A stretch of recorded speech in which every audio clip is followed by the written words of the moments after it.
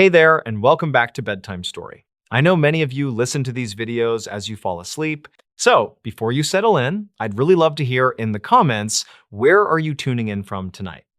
Behind what looks like an ordinary event lies a terrifying truth that was never meant to be heard. And tonight, I'm going to tell it to you. If these strange and mysterious stories keep you company at night, leaving a like and subscribing would mean a lot. Now, let's relax, get cozy, take a slow breath, and dive into tonight's story. In this news story, the Mott unsettling disappearance in West Virginia. The Monongahela National Forest covers nearly 1 million acres of the most rugged, unforgiving terrain in the eastern United States. It is a place of deep hollows, dense rhododendron thickets that can swallow a man whole, and jagged limestone ridges that hide thousands of unmapped cave systems. To the locals living in Pocahontas County, the forest is simply the green, a massive, breathing entity that keeps its secrets well. In late October of 2014, a 34-year-old land surveyor named Elias Vance drove his Ford F-150 into a remote section of the forest known as the Cranberry Wilderness. Elias wasn't a tourist. He was a third-generation West Virginian who had spent his entire life navigating the backwoods. He had been hired by a private timber holding company to mark the boundary lines of a 100-acre parcel that hadn't been surveyed since the 1950s. He parked his truck at a rusted gate off a gravel fire road, checked his GPS equipment, and radioed his dispatcher to confirm his drop-off time. He planned to spend 3 days in the woods camping solo to complete the job. He had enough food for 5 days, a satellite phone for emergencies, and a .45 caliber sidearm for bears. Elias was competent, careful, and completely alone. He locked his truck at 8 in the morning on a Tuesday. It would be the last time anyone saw him alive. The first 2 days of the survey went exactly according to plan. Elias checked in with his dispatcher every evening at 6 p.m. using the satellite phone. His voice logs were calm, professional, and boring. He complained about the density of the underbrush and the steepness of the ravines, but he reported no issues with equipment or safety. On the third day, the weather began to turn. A low-pressure system stalled over the Allegheny Mountains, dropping the temperature into the low 30s and bringing a thick, heavy fog that settled into the valleys like wet wool. The visibility dropped to less than 50 feet. At 6 p.m. on Thursday, the dispatcher waited for Elias's check-in call. The phone rang, but the line was dead silence. There was no static, no voice, just an open line that remained connected for 22 seconds before cutting out. The dispatcher tried to call back immediately, but the call went straight to voicemail. This wasn't immediately alarming. Satellite signals in the deep hollows of West Virginia are notoriously spotty. The company protocol was to wait 12 hours before initiating a search. By Friday morning, Elias still hadn't checked in. The company notified the Pocahontas County Sheriff's Department, and a search team was deployed to the location of his truck. The vehicle was exactly where he had left it, locked and undisturbed. Inside, deputies found his wallet, his lunch cooler, and a map with his intended route highlighted in yellow marker. The search and rescue team, consisting of state troopers and local volunteers, began to sweep the grid Elias was supposed to be surveying. The terrain was brutal. The rhododendrons were so thick in places that searchers had to crawl on their hands and knees to move forward. For the first 48 hours, they found absolutely nothing. No footprints, no snagged clothing, no fire pits. It was as if Elias had stepped out of his truck and evaporated into the fog. But on the third day of the search, a tracking dog named Blue picked up a scent near a limestone outcropping 3 miles north of the truck. The dog led the handlers down a steep, scree-covered slope into a narrow box canyon that wasn't on any of the topographical maps. At the bottom of the canyon, the search team found Elias's campsite. It was a scene that confused the seasoned investigators immediately. The tent was set up perfectly, the rain fly taut and secured. Inside, his sleeping bag was unrolled and his boots were placed neatly by the door. His GPS unit was sitting on top of his sleeping bag, turned off. But what made no sense was the condition of the campsite's perimeter. Elias had constructed a ring of large stones around the tent, almost like a barrier. Outside of that ring, he had cleared the brush away down to the bare dirt in a perfect circle with a 20-foot radius. It looked frantic. There was no fire pit. Instead, investigators found 6 burnt-out road flares tossed in various directions away from the tent.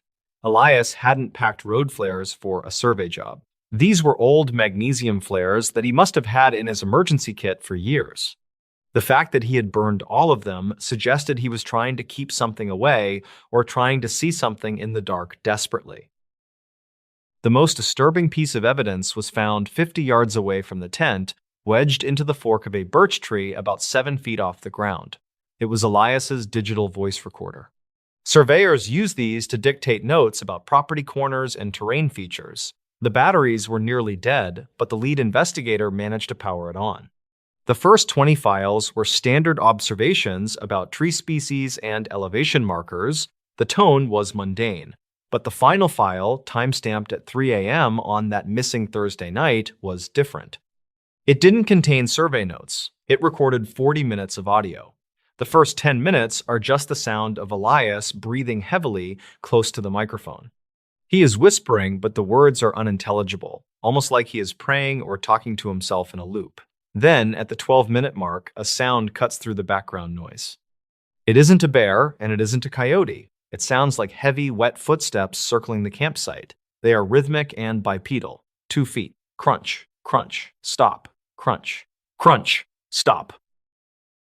Elias is heard shifting in his tent. The zipper of the tent door opens slowly. The audio quality is crisp enough to hear the fabric sliding. "Who is that?" Elias asks. His voice is trembling. "I have a gun. Identify yourself." There is no response from the woods. No animal chuffing, no rustling of leaves, just silence. Then, a sound that defies explanation. From a distance that audio engineers later estimated to be less than 20 feet away, a voice mimics Elias perfectly. It repeats, "Who is that? I have a gun." It isn't a recording. It has a flat, metallic timbre to it, like a parrot trying to speak human, but the pitch and cadence are identical to Elias. On the tape, Elias gasps. "Stop it," he whispers. The voice in the woods repeats, "Stop it." The mimicry is instantaneous. This continues for 5 agonizing minutes. Elias says a word. The thing in the fog repeats it back to him with 0 delay. It wasn't mocking him. It sounded like it was learning him. The recording ends violently. There is a loud tearing sound like nylon ripping, followed by the distinct crack of a .45 caliber gunshot. Then the recorder hits the ground, presumably thrown or dropped, and the file cuts to static. The search team focused their efforts on the area surrounding the birch tree where the recorder was found. They located the shell casing from the gunshot buried in the leaf litter. They also found the bullet. It was lodged in the trunk of a massive oak tree. Elias hadn't fired at a person or an animal. He had fired blindly into the dark, but the most confusing aspect was the lack of tracks. The ground was soft from the recent rain. Elias's boot prints were clearly visible around the tent and leading to the tree. But there were no other footprints. Whatever had been circling his tent, whatever had been mimicking his voice from 20 feet away, had left no physical impression on the mud. It was physically impossible for a human or a large animal to walk there without leaving a trace. The search continued for 2 more weeks. They brought in thermal drones, cadaver dogs from 3 states, and hundreds of volunteers. They combed every cave entrance and sinkhole within a 10-mile radius. They found his surveyor's pole 3 miles up the ridge, snapped in half. They found his hat floating in a creek another mile east, but they never found Elias Vance.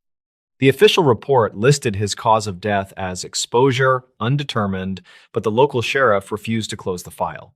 The audio recording was sent to the FBI forensics lab in Quantico for enhancement. The analysts there concluded that the second voice on the tape, the one mimicking Elias, did not match the frequency signature of a human vocal cord.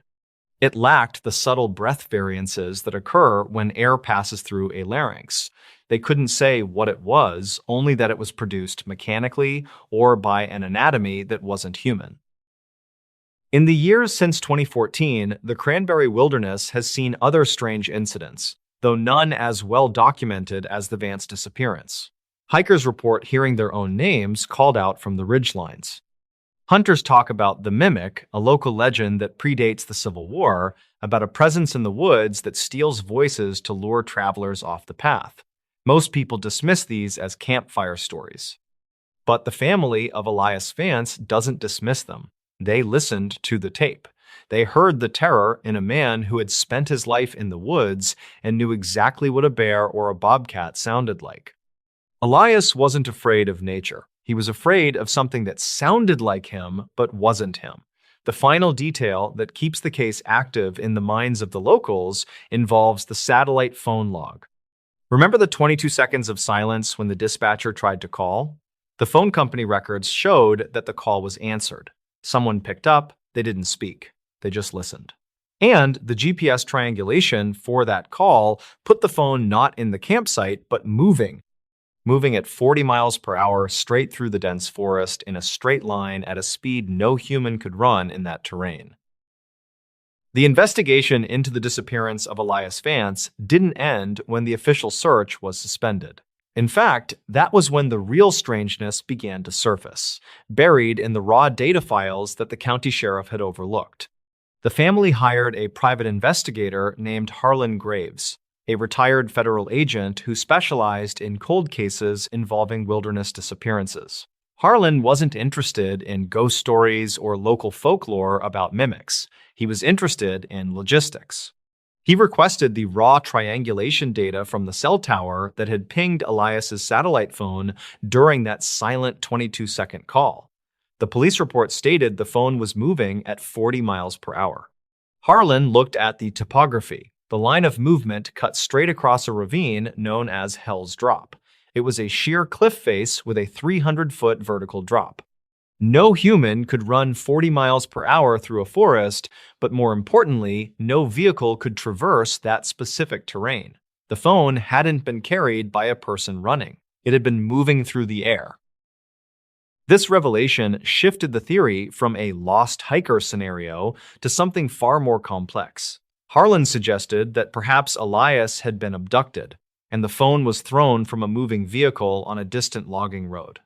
But the signal triangulation placed the device deep in the roadless wilderness, miles from any gravel track. The only logical explanation was that the phone had been carried by a large bird of prey, perhaps an owl or an eagle that had scavenged the campsite. It was a neat, tidy theory. It explained the movement and the speed, but it didn't explain the fact that the call was answered. A bird can't press the accept button on a tactical satellite phone. That requires a thumb and significant pressure. Someone or something with dexterity had pressed that button while moving at highway speeds over a cliff. Harlan noted in his case file that the impossibility of the data suggested a glitch, but the cell provider insisted their equipment was functioning perfectly. 3 years passed without a single physical clue surfacing. The Cranberry Wilderness absorbed the seasons, burying whatever evidence remained under layers of decaying leaves and snow. Then, in November of 2017, a bear hunter named Miller was tracking a wounded buck 5 miles east of where Elias's truck had been parked. Miller had pushed deep into a limestone karst field, an area riddled with sinkholes and narrow fissures. He sat down on a mossy log to rest and noticed something white protruding from a fox den about 10 yards away. He assumed it was a deer antler. When he pulled it loose from the mud, he realized he was holding a human ulna, the forearm bone. He marked the GPS coordinates and hiked out to alert the authorities.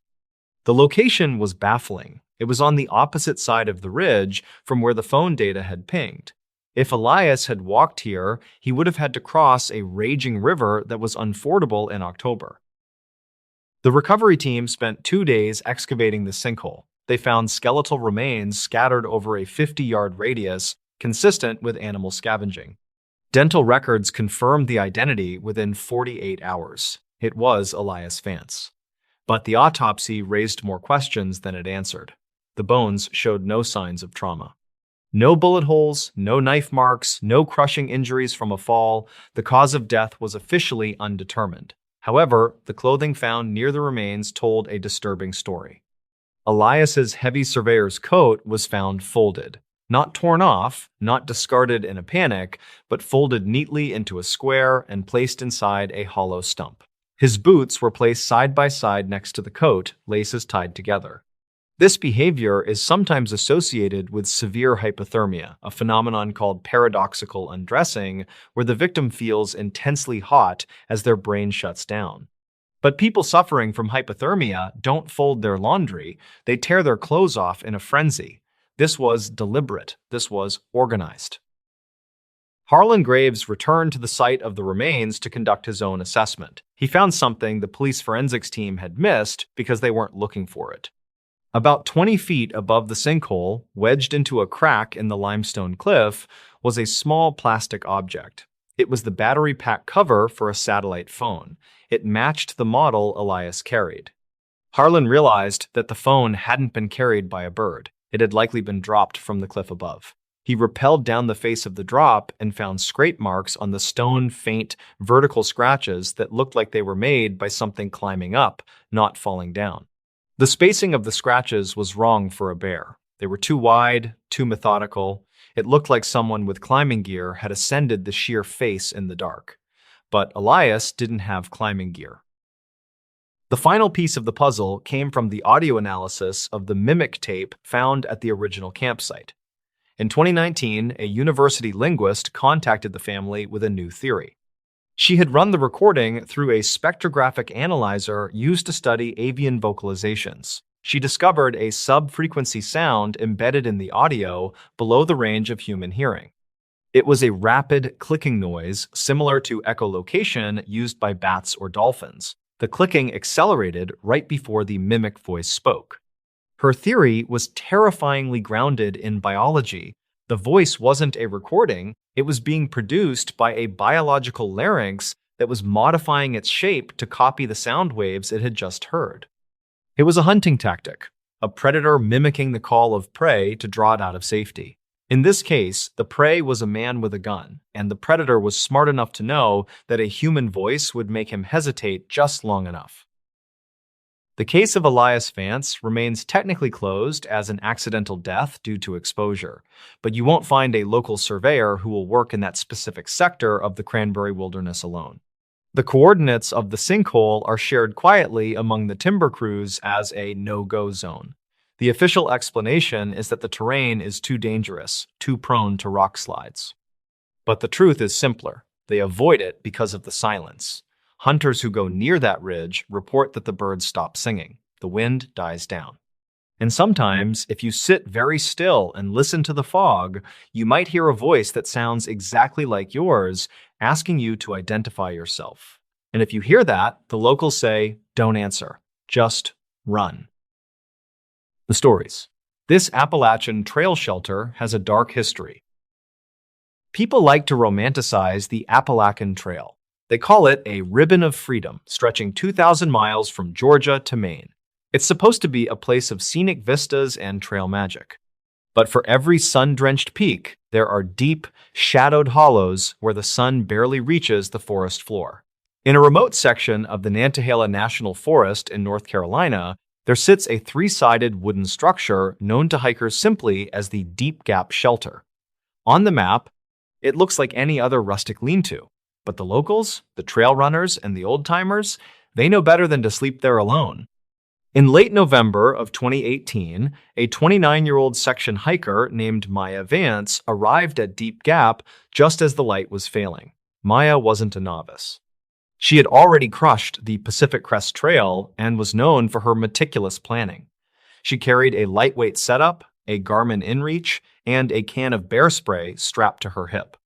She had planned to push 5 more miles that day, but a sudden, violent sleet storm forced her off the ridge and down into the gap. She was cold, her boots were soaked, and the shelter offered the only dry ground for miles. Maya dropped her pack on the rough-hewn floorboards. The shelter was empty. That was unusual for late November, even in bad weather. Usually, the bubble of southbound hikers would be passing through. But here, the silence was absolute. No bird calls, no wind in the trees. just the heavy, wet patter of sleet hitting the tin roof. She started her camp routine: hang the bear bag, change into dry wool, boil water. It was mundane work. But then she noticed the first anomaly. On the far wall, etched deeply into the wood near the sleeping platform, was a series of vertical tally marks, 42 of them. They looked fresh, the wood still light and sap-stained against the gray logs. Below the marks, someone had carved a single word: waiting. Maya dismissed it as teenage graffiti. Just edgy nonsense left by weekend warriors. She set up her sleeping pad, ate her dehydrated chili, and tried to read. But she couldn't focus. She felt that primal itch between her shoulder blades. The feeling of being watched. At 8 p.m., Maya checked the shelter logbook. These notebooks are a staple of AT culture, a place for jokes and water updates. She pulled the battered composition book from the Ziploc bag on the wall. The last entry was dated 4 days prior. It was written by a hiker with the trail name Switchback. The entry was erratic. The handwriting started neat, but devolved into jagged strokes that tore the paper. It read, "Thought I was alone last night. I wasn't. Something was under the floor. Not an animal. It was humming. If you are reading this, check the loose board in the corner. I left it for you." Maya stared at the page. She knew of Switchback. He was a cheerful guy who wrote bad poetry in logs 50 miles back. This didn't sound like him. Maya looked at the corner of the shelter. In the dim beam of her headlamp, she saw a single plank that was slightly warped, sticking up about half an inch. Curiosity warring with dread, she walked over and hooked her fingers under the board. It lifted easily. The smell hit her instantly, a wave of copper and rot mixed with the sharp tang of ammonia. Lying in the dirt, wrapped in a black trash bag, was a bundle the size of a football. Maya pulled it out. Inside were 3 items: broken eyeglasses, a hiking boot with the sole ripped off, and a digital camera. The camera was an older Nikon. She pressed the power button. The battery flashed red, but the screen flickered to life. She scrolled to the playback. The first few photos were standard scenic shots. Then the timestamp jumped to 3 a.m. on the date of the last log entry. The photos were terrifying. They were flash photos taken in total darkness. The first shows the shelter floor, the second shows the woods, but the final photo froze Maya's blood. It was a picture taken from inside the crawlspace, looking up through the cracks in the floorboards. In the photo, you can clearly see the underside of a sleeping pad and the silhouette of a person sleeping on top of it. Someone had been under the floor photographing Switchback while he slept. And now, Maya was holding the camera. Maya didn't scream. She didn't panic. Her training took over. She shoved the camera into her pocket, grabbed her bear spray, and backed out of the shelter into the freezing sleet. She left her tent, she left her pack, she ran. She kept her headlamp off, navigating by the gray light of the storm, stumbling over roots, moving blindly north toward the nearest road, crossing 6 miles away. She had covered maybe a mile when she heard it. Behind her, back at the gap, a high-pitched mechanical whistle echoed through the trees. It wasn't a bird, it was a signal. A few seconds later, a second whistle answered from the ridgeline directly ahead of her. She wasn't being chased by one person, she was being herded. She dove off the trail, sliding down a steep embankment into a thicket of rhododendron. She buried herself in the mud and dead leaves, clicking the safety off her bear spray. She lay there for hours, shivering violently. Twice, she saw beams of light sweep the trail above her, high-lumen tactical lights cutting through the sleet like lasers. The people holding them didn't speak. They moved with coordinated precision. They stopped directly above her hiding spot. Maya held her breath until her lungs burned. Then, one of them tapped a trekking pole against a rock. Click, click, click. A pause, click, click, click. It was a code. The lights swept the woods one last time, missing her boot by inches, before moving south back toward the shelter. Maya lay in the mud until sunrise. When the gray light of dawn broke, she crawled back to the trail and sprinted the remaining 5 miles to the road. She flagged down a logging truck, hysterical and hypothermic. The driver took her to the Bryson City police station. When she told her story and produced the camera, the mood in the station shifted from skepticism to grim recognition. The sheriff didn't look surprised. He looked tired. He explained that Deep Gap Shelter had a history not found in guidebooks. But what Maya found was different. The eyeglasses in the bag didn't belong to Switchback. They belonged to a hiker missing since 2015. The boot belonged to another hiker missing since 2017. The shelter wasn't just a place to sleep, it was a trophy case. The manhunt started at dawn. The Swain County tactical team moved in a phalanx, weapons drawn. But when they breached the shelter, they were met with silence. The structure stood empty. Maya's backpack was still there, soaked and frozen. Her sleeping bag was slashed open, feathers scattered like snow. But the most chilling detail was the floor. The loose board Maya had lifted was nailed shut. Someone had returned in the few hours between her flight and the police arrival. They used heavy-duty landscaping spikes to seal the crawl space. When officers pried it open, the space underneath was swept clean. The trash bag was gone. The earth showed fresh drag marks leading out the back of the shelter and down into a ravine so steep it was considered impassable. The evidence came from the camera Maya had kept. The forensic analysis took 3 weeks. The SD card contained over 400 images. Most were mundane, but the final 50 photos told a story of methodical stalking. The photos dated back months. There were pictures of hikers sleeping in 3 different shelters along a 50-mile stretch. The photographer had been hiding under floorboards, inside hollow logs, and up in rafters. The metadata revealed the camera originally belonged to David Horace, a hiker who vanished in 2016. The predator was using his victim's equipment to catalog new victims. The breakthrough came from a retired ranger named Elias Thorne. He recognized the whistling code Maya heard. He told investigators about squatters who lived in abandoned mica mines in the 80s, using bird mimics to communicate. The theory was that a remnant of this group had reoccupied the underground system. They weren't living in the woods, they were living under them. A cave rescue team mapped the shafts near Deep Gap. It was dangerous work. On the 3rd day, deep in a flooded shaft known as the Throat, divers found a waterproof pelican case. Inside were driver's licenses, 12 of them. They belonged to missing persons from 4 different states. Along with the IDs was a ledger. It wasn't a diary, it was an inventory. It listed gear: sleeping bag, titanium pot, Garmin GPS. Beside each item was a date. The implication was sickening. The perpetrators weren't killing for sport. They were killing for supplies. Hikers were just mobile convenience stores to them. The final piece of physical evidence was found a week later by a thermal drone.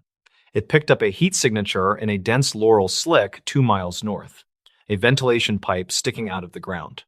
When the tactical team excavated, they found a bunker, 8 feet by 8 feet, dug into the hill. It was empty of people, but full of evidence.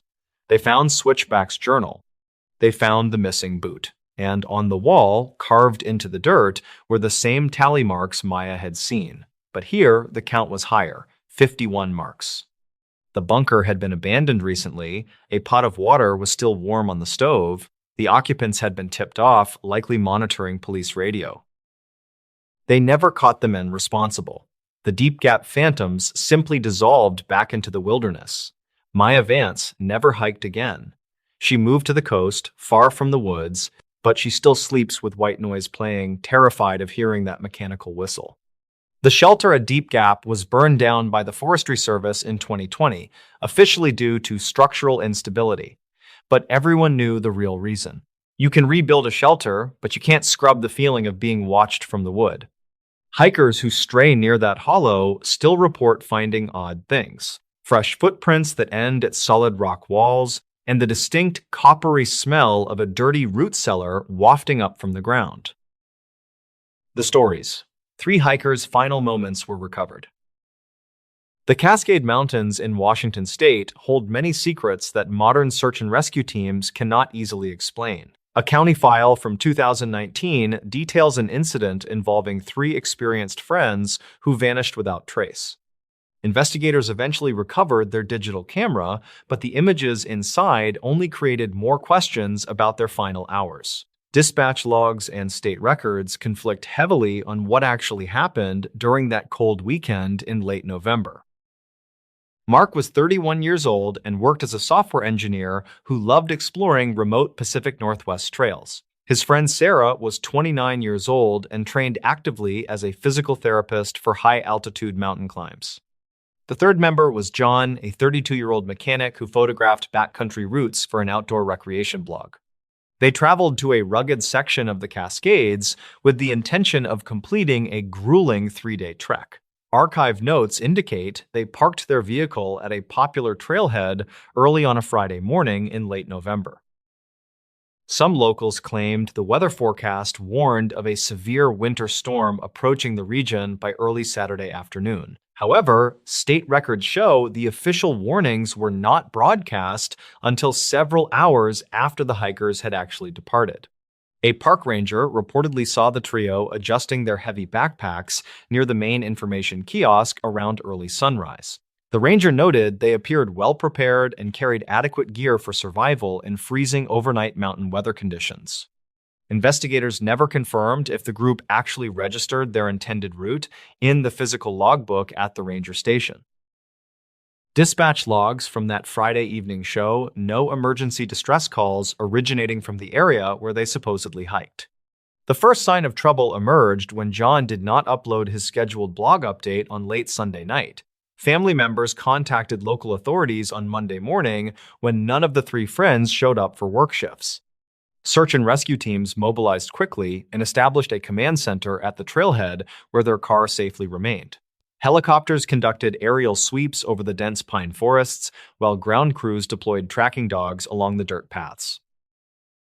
The initial search efforts yielded absolutely no physical evidence of an encampment along the primary mapped national trail system. A county file from 2019 describes the terrain as exceptionally treacherous due to sudden steep elevation changes. On the third day of searching, a tracking dog led handlers toward a steep ravine several miles off course. Handlers found a torn blue waterproof jacket snagged on a broken tree branch near the edge of the drop. Family members later identified the jacket as belonging to Sarah, but there was no sign of her anywhere nearby. 2 days after discovering the jacket, a volunteer searcher stumbled upon a digital camera resting quietly on a boulder. The camera was completely undamaged and sat entirely exposed to the harsh elements in a small rocky clearing below. Investigators carefully retrieved the device and transported it to a specialized forensics laboratory for immediate digital data extraction procedures. Technicians successfully recovered dozens of high-resolution photographs and 3 short video clips from the partially corrupted memory card.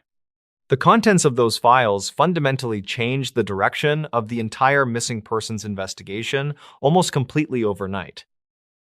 The first series of recovered photographs showed the 3 hikers smiling and walking along a clearly marked dirt trail. The timestamp on these early images matched their anticipated progress during the first few hours of their mountain journey. However, the pictures taken later that afternoon depicted a sudden and unexplained shift in the surrounding dense natural environment. Mark and Sarah appeared distinctly anxious while staring at an area of thick brush just outside the camera frame.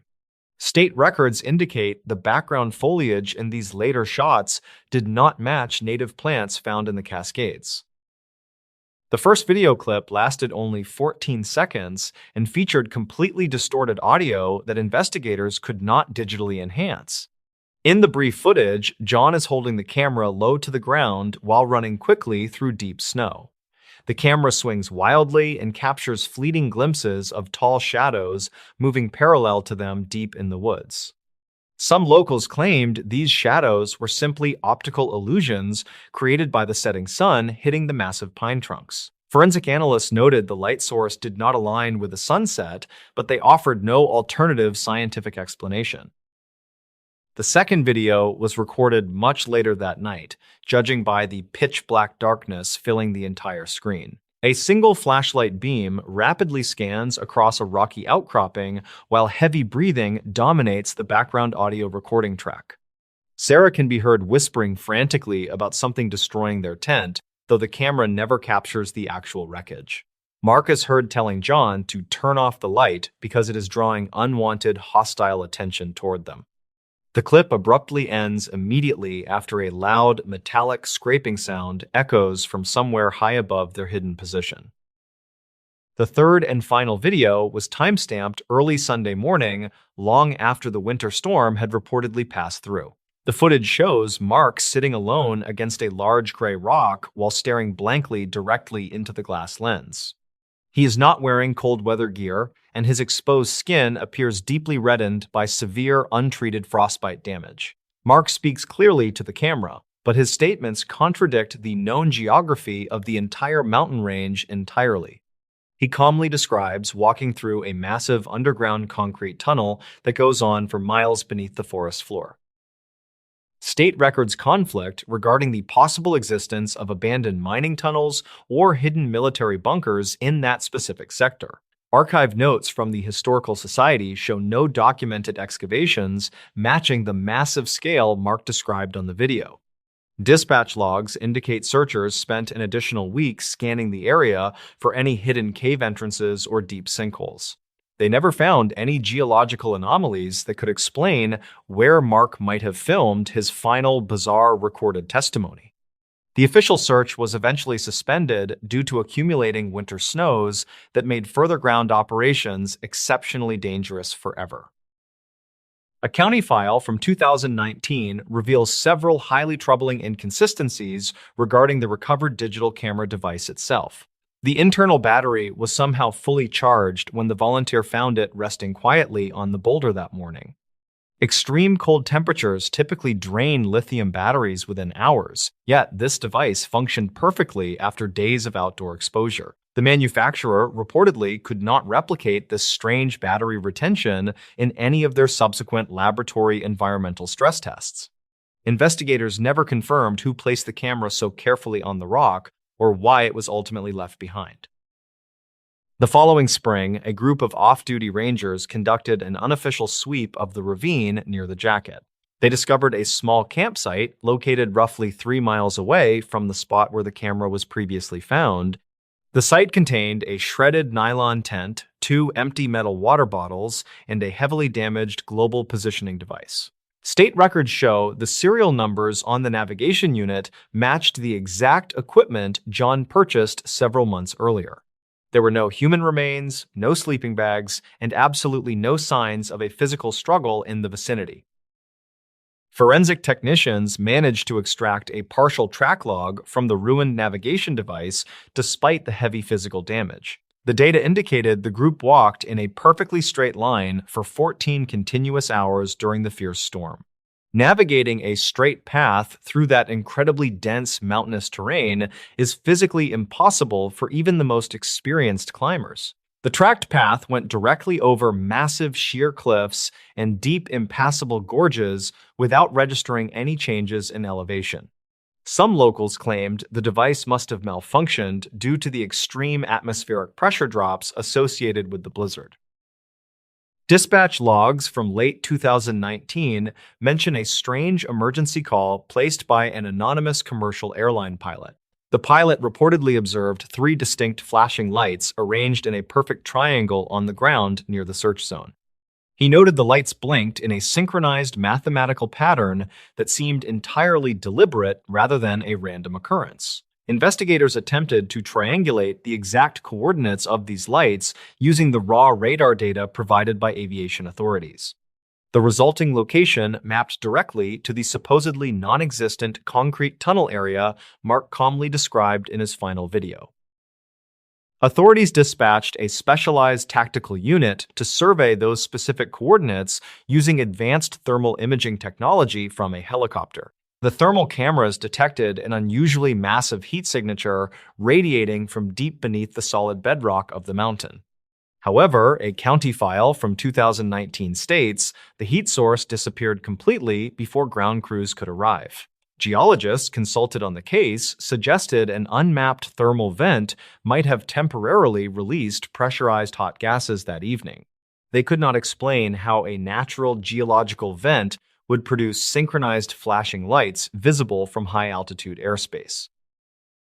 Sarah's jacket remained the only personal item recovered during the initial massive dragnet operation launched by the local police. Archived notes reveal that laboratory analysis of the torn fabric found trace amounts of a highly unusual chemical compound. The synthetic substance was commonly utilized in industrial aerospace manufacturing and had absolutely no logical reason to be outside. Investigators never confirmed how this rare industrial chemical transferred on to a standard waterproof hiking garment in the remote wilderness. Her physical therapist colleagues noted she had zero connection to any aviation industries or manufacturing plants in her life. Detectives decided to deeply investigate John's background to see if his backcountry blog held any hidden clues or motives. They found a series of unpublished draft posts detailing his obsession with strange magnetic anomalies in the Cascade region. John had reportedly spent months interviewing reclusive locals about areas where compasses failed and electronic equipment behaved erratically underground. State records conflict on whether he specifically targeted this hike to verify those rumors or if it was coincidence. His final written entry simply stated he had finally obtained exact coordinates for the true source of the magnetic disturbances.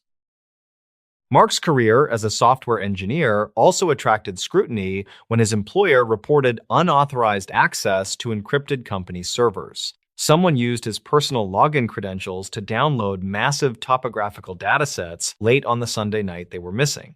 Dispatch logs confirmed the group was already lost in the woods without any internet access when the download occurred. Cyber investigators traced the digital intrusion to an internet protocol address originating from a secure federal facility out east.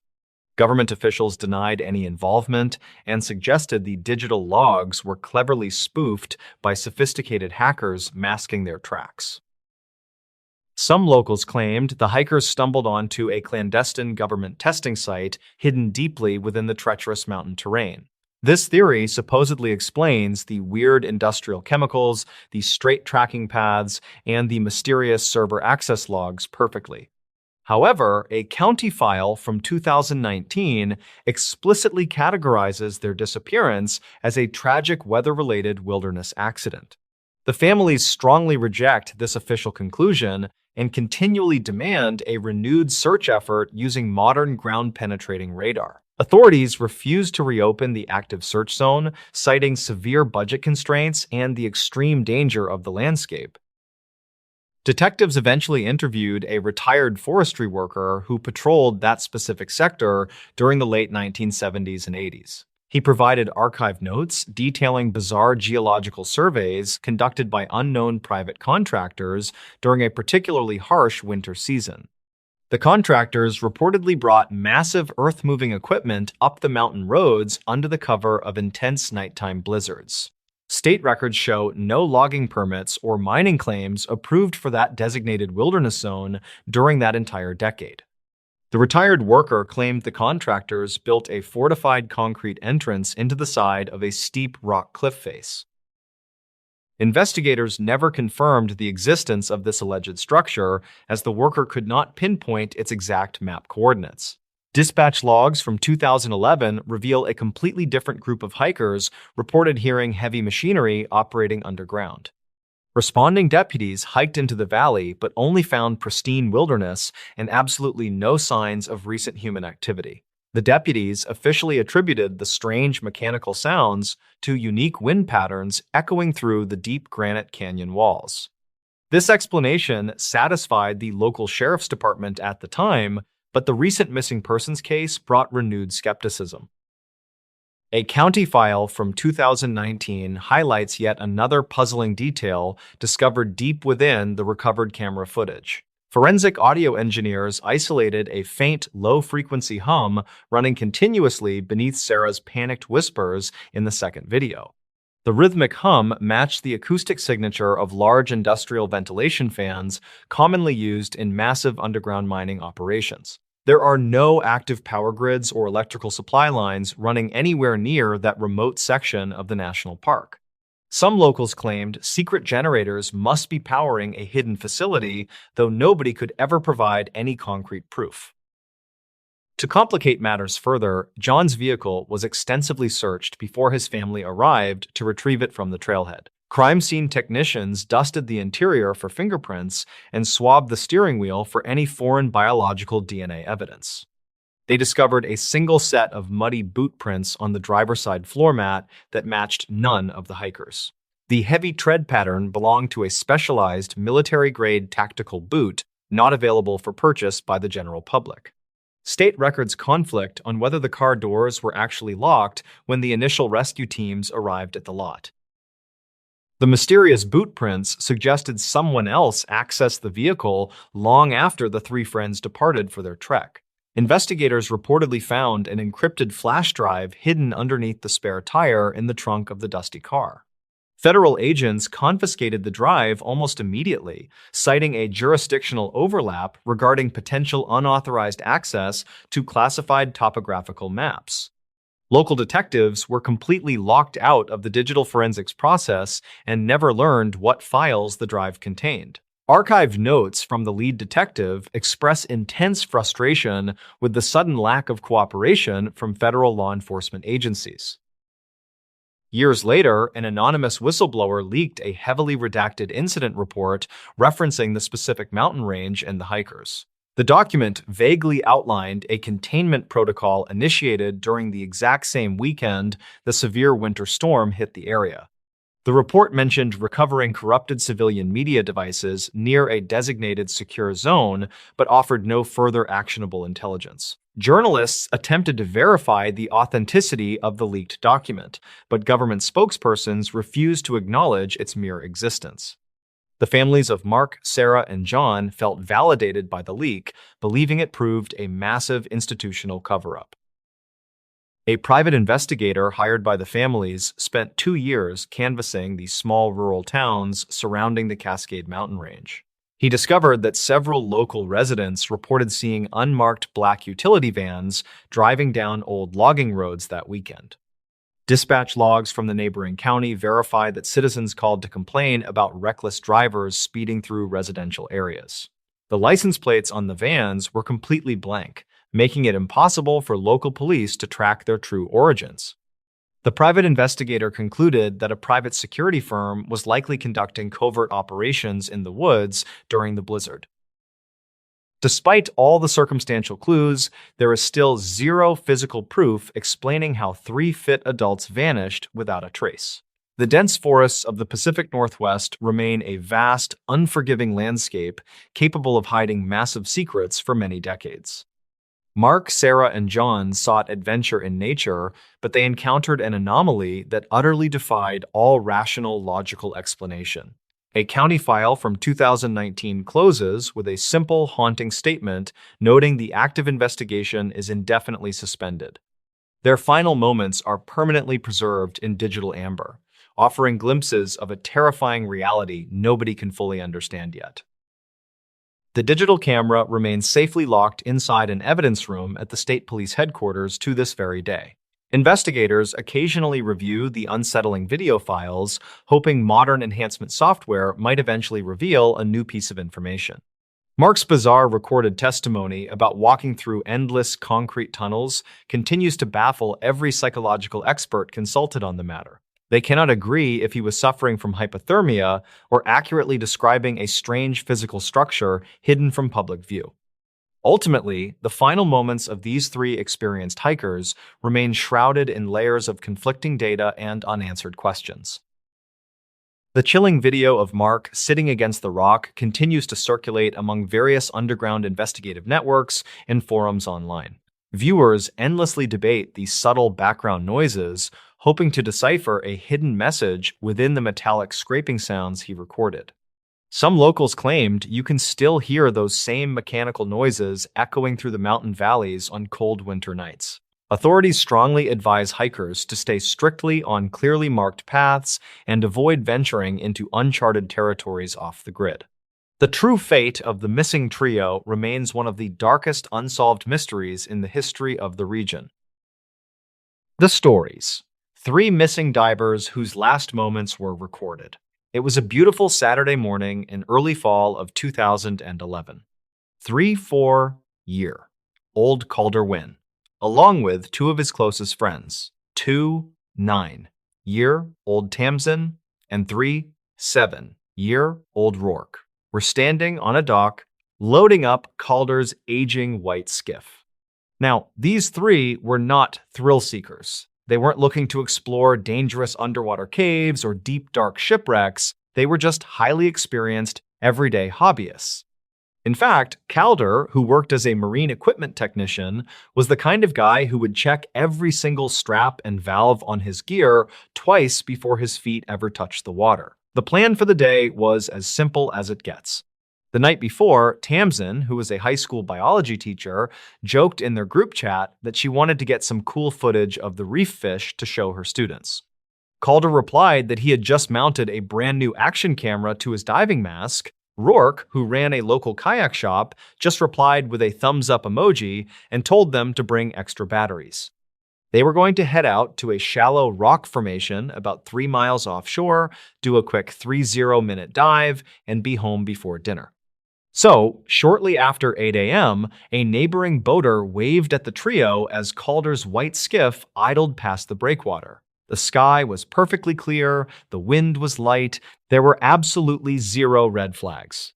By 10:17 a.m., the boat was anchored, and all three divers were floating in the water above the reef. Calder reached up and pressed record on his mass camera. When you watch this recovered footage, the first 10 minutes are exactly what you'd expect from a perfect dive. The water is this beautiful, crystal clear turquoise. You can hear the rhythmic, calming sound of Calder breathing through his regulator. Tamsin's voice comes through faintly as she points at her pressure gauge, and Rourke actually laughs underwater, saying, "Easy dive." 30 minutes down and back. They slowly descend along a sloping wall covered in pale coral, watching fish scatter out of their way. It was a diver's paradise. But right around the 1-4-minute mark, things start to get weird. A sound begins to bleed into the camera's audio. It doesn't sound like the high-pitched whine of a passing speedboat. It's a low, sustained, rhythmic, mechanical hum. On the video, you can see Calder stop swimming and tilt his head up toward the surface. A large, dark shadow faintly crosses the water way above them. Tamsin swims over, looks at Calder, and points a finger up, essentially asking, "Do you hear that?" Rourke swims up next to them, looks around, and just shrugs. He taps his gauge, basically saying, "Let's just finish the dive." But the hum doesn't go away. In fact, it gets louder. It becomes this heavy, vibrating pulse that you can actually feel through the camera's audio. At 17 minutes into the video, fine sand and sediment suddenly start raining down on them from the surface like something massive is churning up the water above. Investigators who later analyzed the tape noted that Calder's breathing rate suddenly spikes. He's starting to panic. Tamsin swims over to a rocky overhang, trying to look up to see what is making that noise. Rourke follows her. Then, the entire camera violently shakes. A loud, muffled thud echoes through the water. Through his regulator, Calder yells, "What was that?" No one answers. The mechanical hum just keeps grinding away right above them. Tamsin looks back at Calder, and even through her diving mask, you can see her eyes are wide with absolute terror. Rourke immediately gives the thumbs up sign, which is the universal diving signal for, "We need to abort the dive and surface right now." Calder nods, and the three of them begin a controlled ascent. But as they swim toward the sunlight, the hum shifts in pitch. It sounds like whatever is making that noise is now positioned directly over their heads. Pieces of debris start sinking past the camera, stuff that looks like chipped paint and shredded fiberglass. Suddenly, Calder reaches one hand up toward his head, like he's trying to brace himself against a massive vibration. The camera jerks violently to the side, and the screen goes completely black. For 3 terrifying seconds, there is no video, just the chaotic sound of rushing water. When the image finally comes back, the camera is no longer attached to Calder. It's lying sideways on the rocky seabed, pointing aimlessly into the murky water. Calder, Tamsin, and Rourke are nowhere to be seen, just distant bubbles floating upward. The mechanical hum slowly fades away, replaced by the hollow sound of distant waves. The very last thing you hear on the audio before the camera goes quiet is Tamsin's voice screaming something unintelligible through her regulator. The camera just sits there, recording still rocks and drifting sand for 8 more minutes before the battery dies. Later that day, around noon, a fisherman noticed Calder's white skiff doing slow circles in the water. When he pulled up to it, the engine was still running in neutral, but the boat was totally empty. Calder, Tamsin, and Rourke's wallets, phones, and dry clothes were all still sitting right there on the seats. A massive search and rescue operation was launched, but by nightfall, they had found absolutely nothing. 2 days later, a volunteer diver scanning the reef spotted something wedged between the rocks at a depth of 30 feet. It was Calder's camera. Miraculously, the memory card was perfectly intact. When authorities watched the footage, they were completely baffled by the mechanical hum. They checked maritime traffic records for that exact time and location. There were no commercial boats, no cruise ships, and no military vessels reported in that area. But there was one ship. It was a massive, privately owned research vessel conducting seabed mapping just outside international waters. And according to public records, this ship was equipped with high-intensity, industrial-grade sonar. Acoustic experts at a local university analyzed the hum on Calder's video, and they confirmed it matched the exact frequency of high-powered sonar. Experts explained that when a human is exposed to that level of intense sonar at close range underwater, it can cause severe disorientation, panic, and even temporary incapacitation. The terrifying theory was that the massive research ship unknowingly passed right over the dive site with its sonar blasting. The noise and pressure disoriented the 3 friends. In a panic, they aborted the dive and rushed to the surface, totally blind to what was above them, and they surfaced directly into the path of the ship's massive churning propellers. This theory was backed up 5 days later when search crews found one heavily damaged dive tank miles away from the reef with a massive gouge in the metal that looked exactly like a propeller strike. But the company that owned the ship denied everything. They claimed they were operating normally, and without bodies, the authorities couldn't prove a crime had been committed. The families were forced to accept an official ruling of accidental drowning. The case went cold until years later. A journalist who was reviewing old maritime mysteries requested access to the original, unedited footage from Calder's camera. She took the video and went through that 3-second blackout frame by frame, and she found something the police had missed. For less than a fraction of a second, right as the camera was violently knocked off Calder's head, the black screen gives way to a single blurry frame. It shows a massive, flat, dark metallic structure completely blocking out the sun, with a massive rotating assembly sitting just below it. It was the underside of the research vessel. The journalist dug deeper and managed to pull the archived radio transcripts from the ship that exact morning. At 10:23 a.m., a crew member radioed in, saying, "We are getting unexpected acoustic feedback spikes near a reef, shutting down briefly." 10:23 a.m. was the exact second Calder's camera went black. To this day, nobody has ever been charged, and the bodies of Calder, Tamsin, and Rourke have never been found. But that haunting footage still circulates online.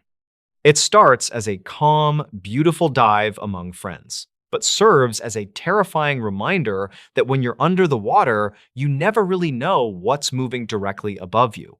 The stories. 2 climbers' final moments were captured on radio. High-altitude winter storms in the rugged Alaskan wilderness permanently conceal many terrifying secrets from the outside world.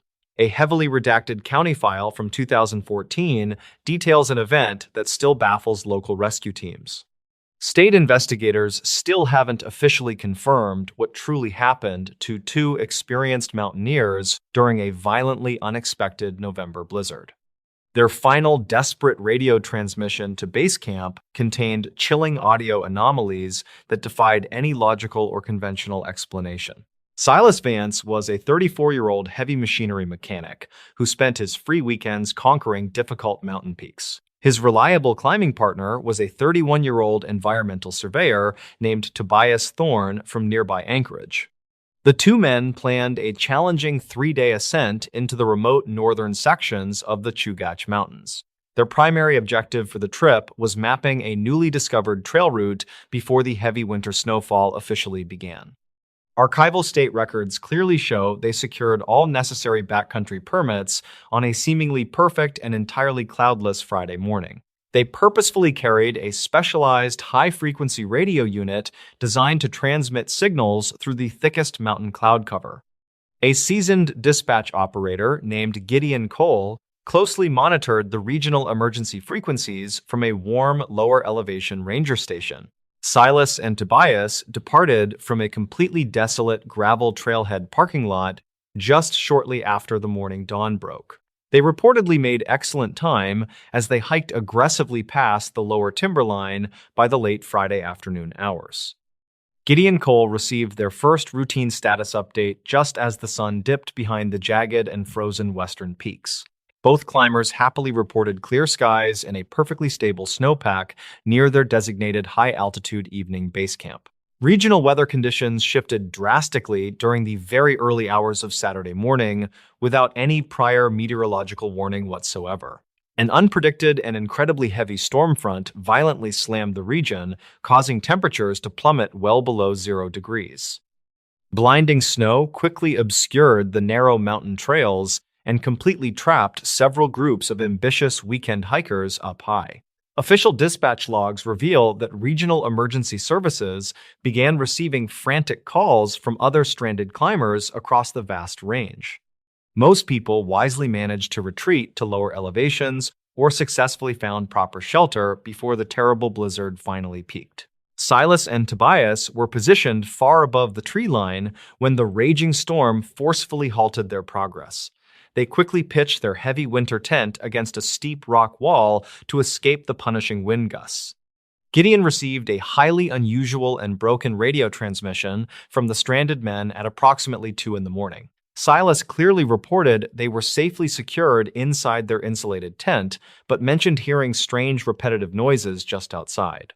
He asked the older dispatcher if any other registered climbing teams were active on that specific isolated mountain ridge. Gideon checked his official roster and explicitly confirmed that absolutely no one else was currently documented up there. Static heavily distorted the feed as Tobias argued loudly with Silas in the background about the strange unknown sounds. Silas grabbed the microphone and calmly stated that heavy footsteps were continuously circling the perimeter of their tent.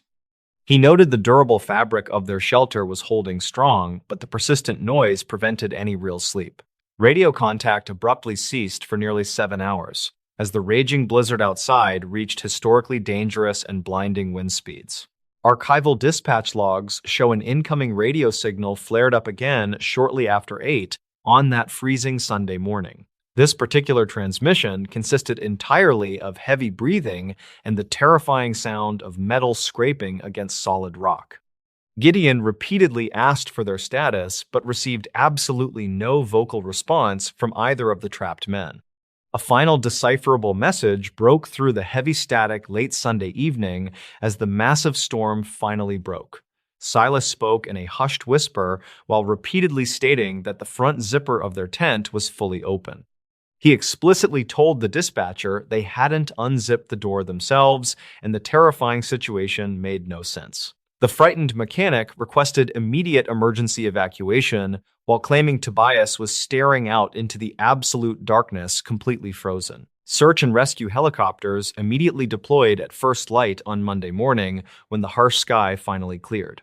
State records indicate a specialized ground team also hiked up the treacherous eastern slope to reach the exact coordinates.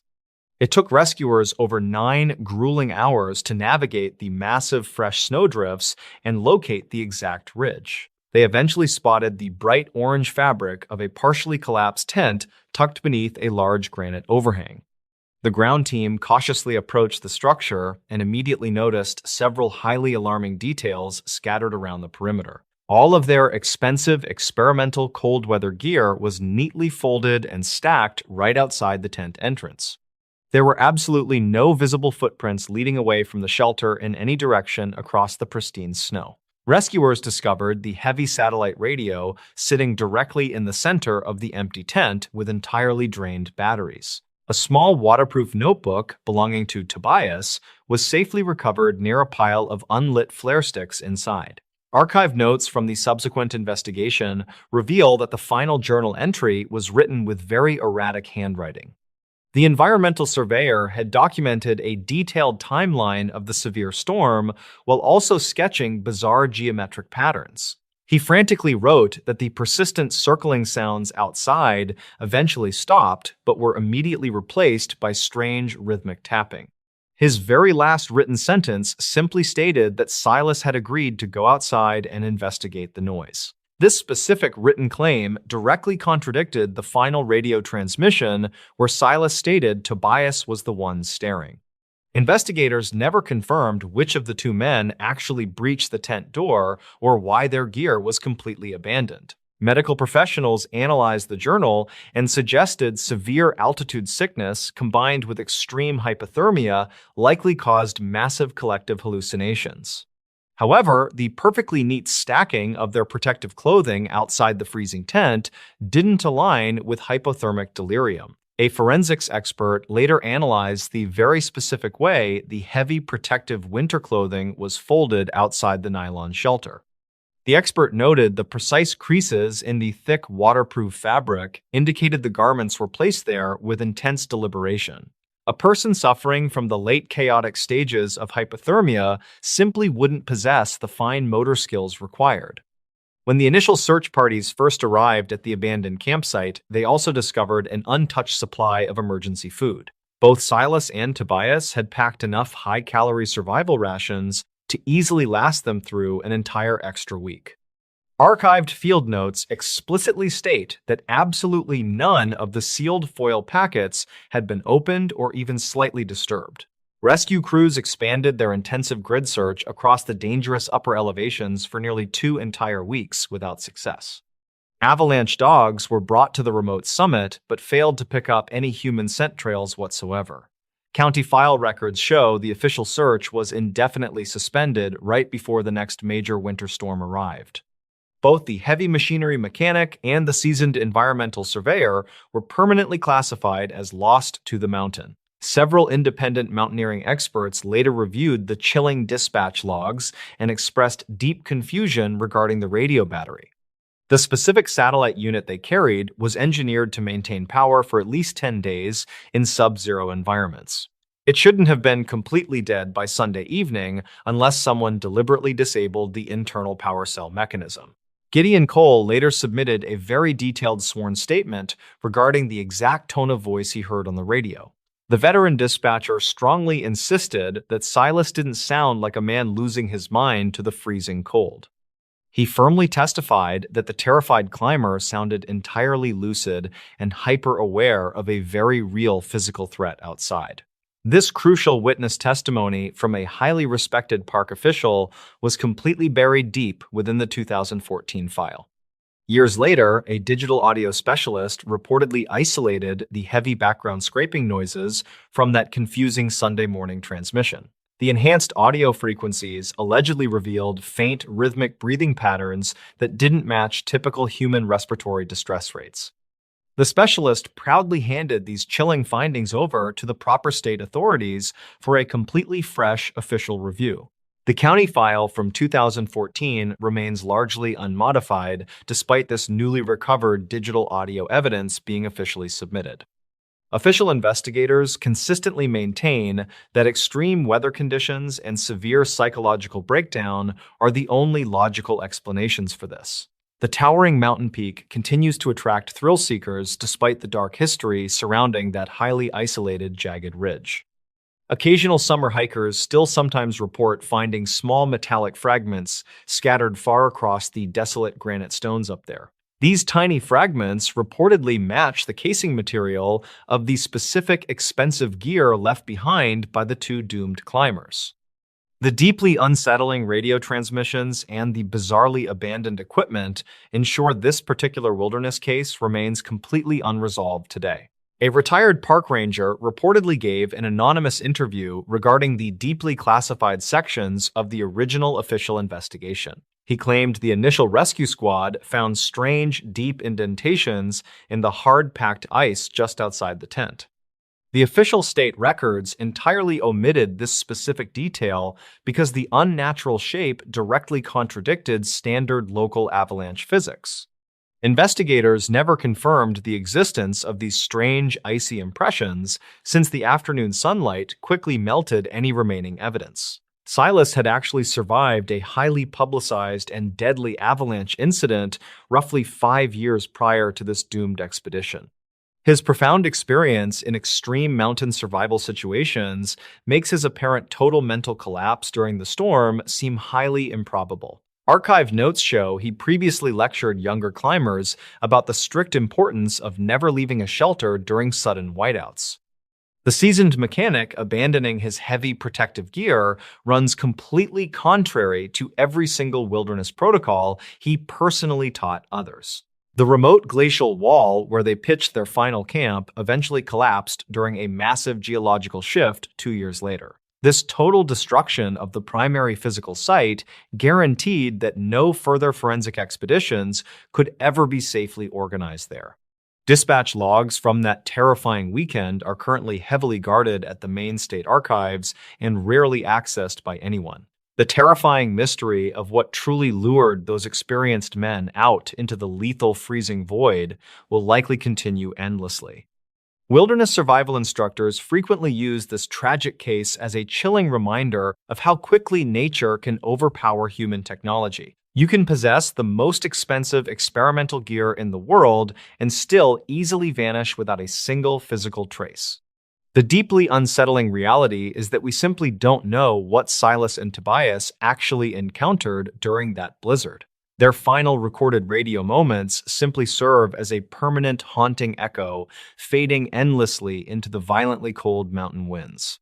The surviving family members eventually erected a small bronze memorial plaque near the barren trailhead parking lot for them. This dark monument serves as a stark warning to other ambitious climbers who dare to challenge the violently unpredictable weather. The heavily redacted county file will technically remain an open missing persons case until their physical bodies are officially recovered. Until that highly unlikely day finally arrives, the dark secrets of that frozen ridge will stay buried beneath the snow.